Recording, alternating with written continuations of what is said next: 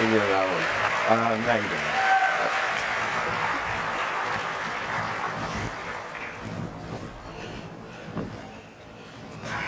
Cool. Yeah. GM, everyone. Cool. Yeah. This is crazy. Yeah. What a year. Yeah. We really didn't expect this year to go like it did. So it's really amazing to see everyone here and just kind of blown away. Yeah. Thank you so much for coming, everybody. It's amazing. Cool. Yeah.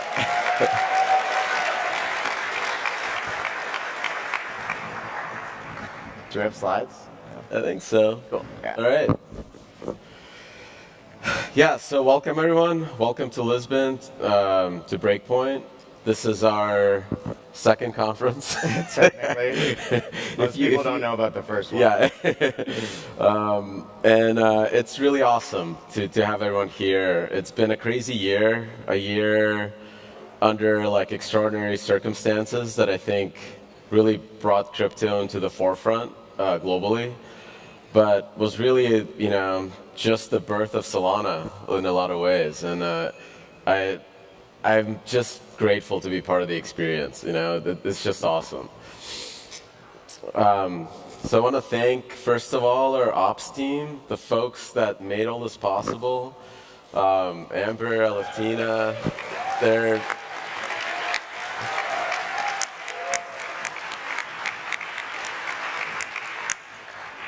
what I told them was make it like Burning Man, and people will figure out the rest. So I hope you guys have a good time. I think a lot of this is us finally getting together. We haven't seen each other for over 2 years in some cases. The team grew from 19 to like 75 during the lockdowns, and for a lot of folks, this is the first time they're even seeing each other. After a year of working overtime.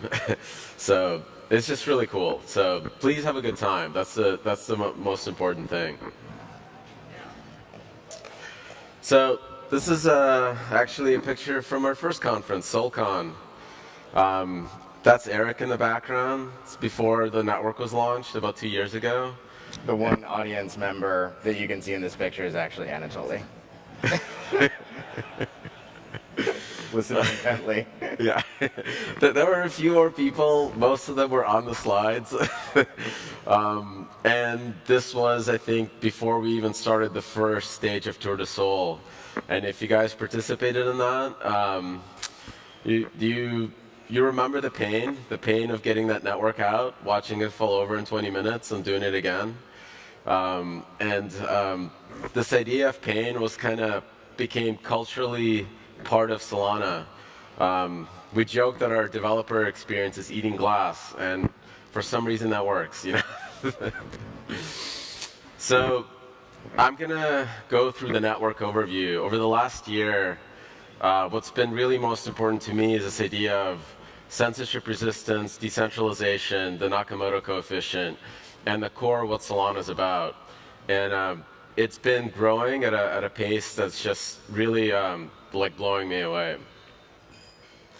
So Solana is a global state machine. I don't even like to call it a blockchain. It's fast. In relativistic terms, it's about 4 times slower than it should be. Speed of light halfway around the world is about 110 milliseconds. It's going to get a lot of blood, sweat, and tears to get there. But in theory, that could be the theoretical limit of how fast the network goes. And it's cheap, and it's decentralized in the ways that we can measure.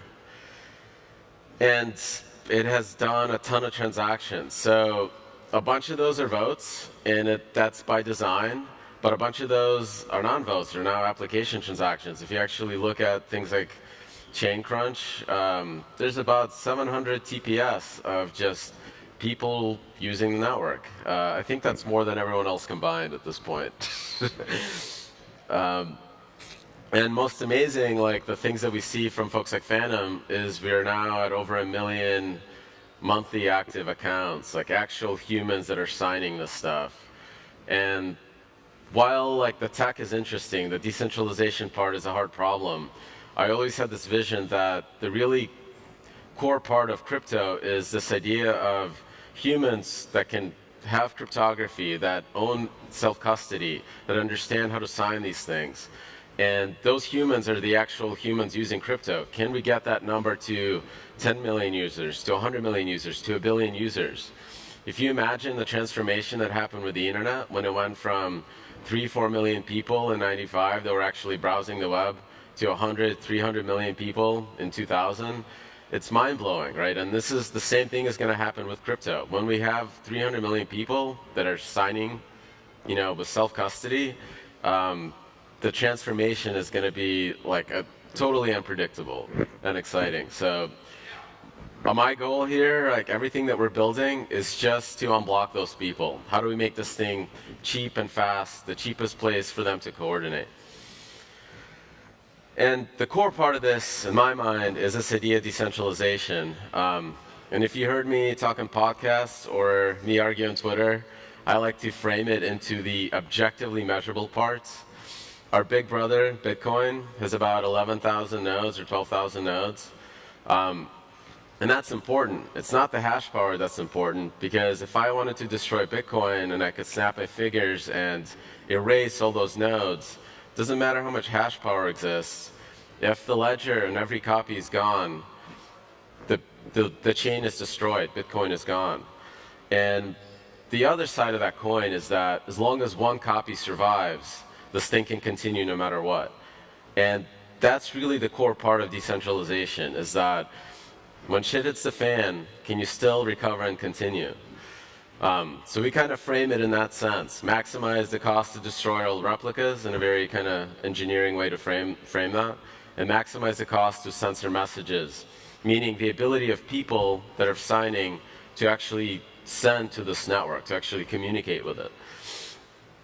So Solana is at roughly 2,000 of these replicas. So we're getting there. It's still early days, right? Like, this network is designed to go to 100,000. we have the technology, but the hard part is actually finding the humans that run these nodes, that want to participate in the network, that want to eat glass with us. Some of those nodes in the middle of Russia, people have to drive out in the middle of these places and put up a server in some ASN that nobody has heard of. And that takes work, right? That's real commitment. So the trilemma, the way we like to frame it, is that first part, cost to destroy all replicas, cost to censor messages. And we like to add this bit called real time, because humans that are signing, people, we need to use these networks for real human activity. If we're talking about 1 billion people on the planet using cryptography and signing with these things, they're doing something that is important to them right now. Not a week later, not a month later, but actually in the moment, right? They're coordinating governance. They're doing financial transactions. They're playing Star Atlas, right, and participating in the metaverse. That stuff is important to them in that moment. And that takes hardware. So the minimize the cost of hardware is not an option. So what we picked is that 1 and 2. And what we really picked was max pain, because maximizing those things is a lot of work. It's kind of part of our culture to eat glass. Why is there a transaction size limit? Why do you have to specify all the accounts for every smart contract call? Why do you have to code in a certain way with no global memory? All those things are pain for humans, but it's really a way for us to enable a network that is more efficient at its core, what it's doing, at that really core part about censorship resistance. Because if we can scale that bit, that means that we can scale it to 100 million people, 1 billion people, and that's the transformation that we really want to see. And we get to take advantage of some of the smartest people in the world working on the hardest problem, because the way we're scaling this is we're really sitting on top of giants, the people manipulating atoms. I always, as an engineer, think of 2 things in technology. Technology is something that sits on top of Moore's law. If you're building something that has feature overlap And the thing that you're building gets twice as good every time these amazing folks double the number of transistors per square millimeter. That thing is going to blow away anything else that's not sitting on top of Moore's law. That's kind of an unstoppable wave. That idea of the singularity, it's the things that we can build that scale with Moore's law. So the thing that we're building that really scales with Moore's law is this idea of censorship resistance, Nakamoto coefficient, and this is proven. If you've been running testnet Solana nodes, you can see that there's like over 500 nodes that add up to 33%. People thought that this was impossible. This is 2.5 times the size of a Ethereum 2 shard. It's bigger than most proof-of-stake networks, and that is just only the Nakamoto coefficient in Solana. And the challenge for us is now not the technology challenge, it's the social challenge. It's how do we actually change behavior on this network such that the stake and the way that the voting power and how the nodes are distributed actually maximizes that Nakamoto coefficient. So stake pools are basically that guy Eric, that's him being decentralized.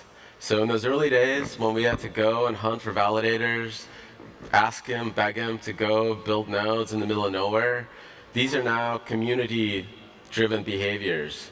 And it's growing like crazy. Like this was one of the hardest things to build in software, to make it secure, and to make it scalable such that the work that we were doing at labs, at the foundation, is now effectively decentralized as well. And it's not only that it's just work, there's obvious benefits to it, right? You get benefits of liquidity, you get benefits of participating in DeFi, but you also get the benefit of being part of a community. Like you participating in these stake pools, you actually get to dig into it. What is decentralization? Who's building these boxes? Who are those humans? Like right now, go talk to these people here that are running these validators, shake their hands. They're actual people. And that thing is the community. That thing is the Nakamoto coefficient. It's when the worst possible scenario, when something goes wrong, those are the people that are going to recover it. So that connection that you're making right now, that's the glue that runs the network. And that's the glue that grows the ecosystem. Yeah, the ecosystem has been exploding, and it's been truly beautiful to watch. A real blessing. It's happening on its own. It's across every vertical, every use case, and every dream that we have for what blockchain is supposed to do. And this is what it looked like in March. According to Solanians, which is one of the probably 10 or 15 community Twitter accounts that is constantly trying to keep their infographics updated. In October, this is what it looked like, and I think this is just notable projects, but I think actually Breakpoint is a really interesting point in time because everyone that I know that's trying to keep track of this ecosystem growth is starting to just give up and just focus on summary metrics and just watch it unfold. It's going to get too small, each of these logos, by next year. And also, there's been really hard work of exchanges, onboarding to the network, understanding how to integrate, working Solana, and its code base into their UX flows. And we're really happy about the progress of SPL token support across exchanges, which is super important. Almost all the major exchanges now support the SPL token standard. And you can move, USDC and USDT between these exchanges. It's kind of a monumental effort, and it's almost complete. It's getting there. There's almost, I think, actually over $3 billion of USDT and USDC in circulation, which is just crazy. Like, yeah. I would never have imagined that we would get to that level by this point. And yeah, so if you all are trying to move money around, always look for the drop down. You can choose SPL. It'll be basically immediate. It'll basically cost nothing. You can move money peer to peer all around the world and to every exchange. Phantom has been an incredible UX effort to make that initial onboarding of the browser wallet experience as slick and seamless and easy as possible. There are other really killer wallets, but Phantom has been kind of the flagship, and it's just onboarded users so quickly. They actually just, I think, maybe 48 hours before Breakpoint started, crossed over 1 million extension installs, which is really phenomenal. And we expect this to continue, and it's driven off the back of DeFi growth and NFT growth. We struggled to keep this number updated as we were getting closer to the presentation, but another phenomenal outcome of this year is $15 billion of value is locked in DeFi on Solana. And like when we look at this number, we see like hundreds of teams that are just, like Anatoly said, like eating glass to go acquire users and educate them on DeFi, get them to understand what it means to move their financial life into a protocol-based financial system. And we are really only paying attention, as Toly said, to like. So some of them are sleeping at our office. Yeah, there's like brothers and cousins and old coworkers and colleagues and families and people sleeping in offices and people at the hacker house. Like it probably smells terrible in there. That's what we dreamed of. Like this is the dream. It feels like. What Y Combinator the early days must have felt like, and that's what we were just striving for so long, and it's happening. And NFTs are a thing on Solana. Really only started in maybe June. Metaplex is kind of the centerpiece of it. 2.2 million NFTs. It's around $1 billion of NFT market cap on Solana. And it's all, organic. I think the thesis there was that at a time when, there was big IP coming on chain, and there were, kind of limited releases at very high price levels, the thesis was that this is going to explode and everyone's going to become a creator. Everyone will become an artist. Everyone will want to sell. They'll want to control their experience, and they'll want to do it at low prices with low fees, and they want it to be fast. And that thesis has played out faster than we possibly could have imagined. So that graph basically matches the user growth in Phantom. And it's really amazing because DeFi is where everyone thought, like the core important thing about blockchain or crypto was DeFi. But humans just like to have fun, right? Like, every time you get a bunch of people together on the internet, they start like just making memes and enjoying and having a good time.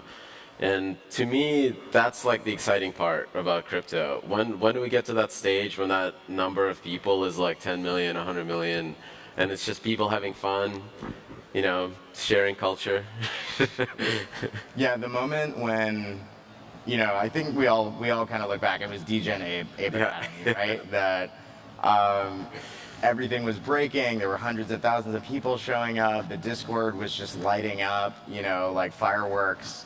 And that was when, I think everyone collectively realized, like, all this hard work of these, sweaty DeFi engineers building the new, capital markets rails on blockchain.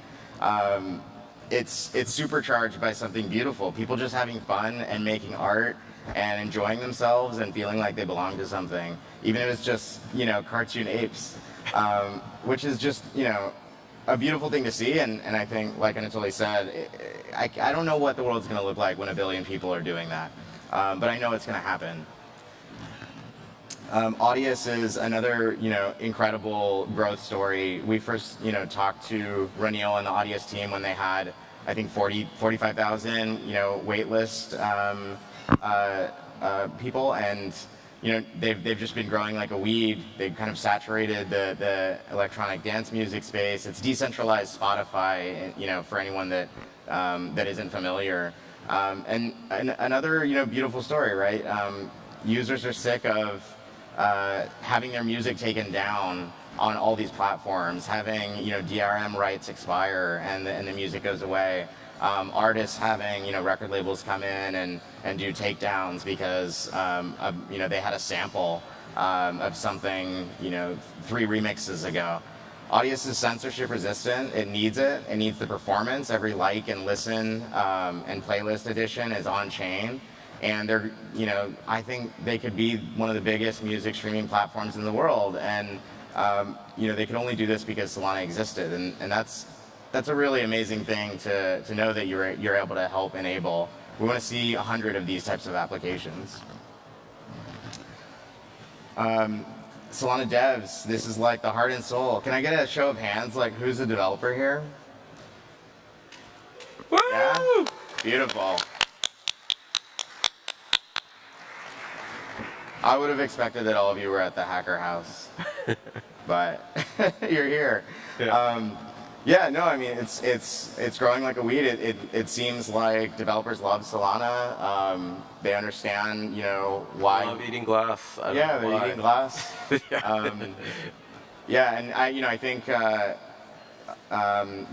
is also shown in kind of the team formation. It's not just people poking around and and forking code bases. They're building businesses. This is really important. I think early on our focus was to say we don't want people just toying around with it and then going back to their FANG job chained to a desk. We want them to start a business and take the swing of their lives to change the world the way that we all came to Silicon Valley to do. And the hackathons have been showing that. Teams are showing up at levels that we did not expect. When we did the first one in November, we thought nobody was going to show up, and if they did, that they wouldn't be able to get anything off the ground. But some really important projects got started there. So that one I think was maybe 50 teams, and then there was in March about 100 teams.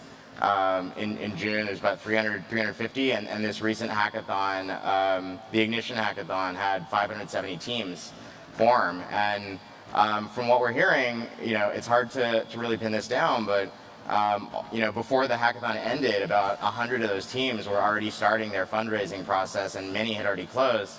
And by this point, there's probably several dozen companies from that last hackathon that have raised over $1 million in funding. So, what's the goal? We want 1 million of these developers, right? We're around 1,000x away from that, but we've seen 1,000x's in our lifetimes a number of times, and we've seen some 1,000x's in crypto and in this ecosystem. And there isn't a timeline here, but when we think about how quick we want to see this, it's like as fast as fucking possible. Because if we're going to get to 1 billion people, we need a meaningful amount of people just throwing themselves against the world's biggest problems and seeing how censorship resistance and openness and permissionlessness can solve those problems. And like we've been saying a bunch of times, we want to see 1 billion people using the network, but importantly, we want them to have their own keys and have their own custody of their own assets. We think that when people explore 3 or 4 different use cases of things that they were doing in their normal life that didn't use this technology, they'll start to piece together, just the same way that when you use your first 3 to 5 internet applications or mobile applications that really became part of your daily pattern, all of a sudden your mind started to shift and think about how the world could look differently and how you could participate in it and how you could build it. So we want to get there as fast as possible. There's a world of difference between using AOL keywords and clicking on a link, right? And really browsing the web.